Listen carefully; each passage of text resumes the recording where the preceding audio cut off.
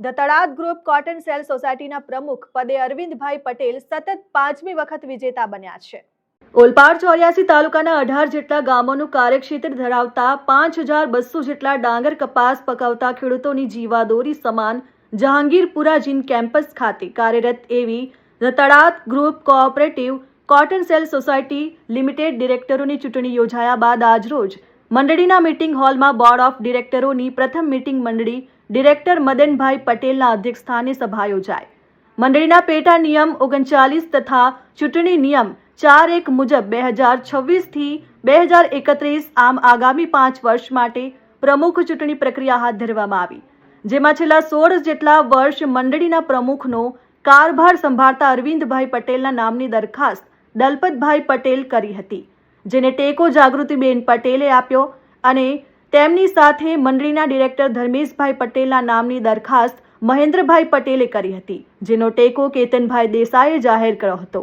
અંતે સમાધાન ન થતા ચૂંટણી પ્રક્રિયા હાથ ધરવામાં આવી, જેમાં હાજર રહેલા 21 જેટલા મંડળીના ડિરેક્ટરોએ મતદાન કર્યું, જે પૈકી અરવિંદભાઈ પટેલ 12 મત મળ્યા અને ધર્મેશભાઈ પટેલને 9 મત મળ્યા।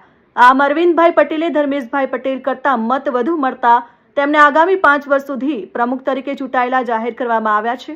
છેલ્લી 4 જેટલી ટર્મથી પ્રમુખ તરીકે સફળ કામગીરી કરી ફરી 5 વખત ચૂંટાયેલા પ્રમુખ તરીકે અરવિંદભાઈ પટેલ વિજેતા બનતા ડિરેક્ટરો સમર્થકોમાં ખુશી જોવા મળી।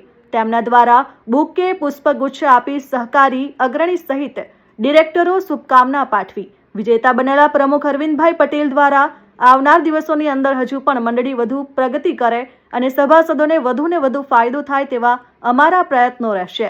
The Talad group cotton sale society limited 93મા વર્ષે પ્રવેશ કરે છે, ત્યારે તળાદ કોટનની આ ચૂંટણી પ્રક્રિયા ચાલુ થઈ હતી। તેમાં મદનભાઈ જયરામભાઈ પટેલને સભાના અધ્યક્ષ બનાવ્યા હતા। ત્યારબાદ શ્રી દલપતભાઈ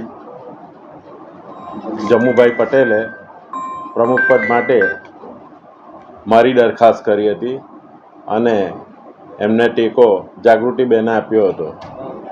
ત્યારબાદ ધર્મેશભાઈની દરખાસ્ત મહેન્દ્રભાઈએ કરી હતી અને એને ટેકો કેતનભાઈએ આપ્યો હતો।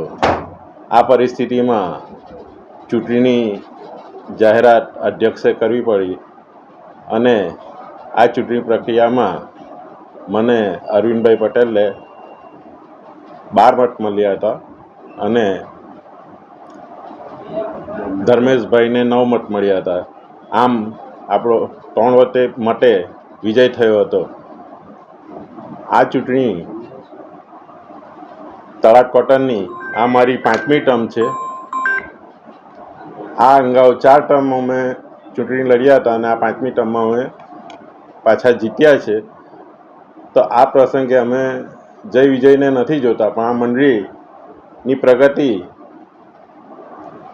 કરવા માટે અમે કટિબદ્ધ છે।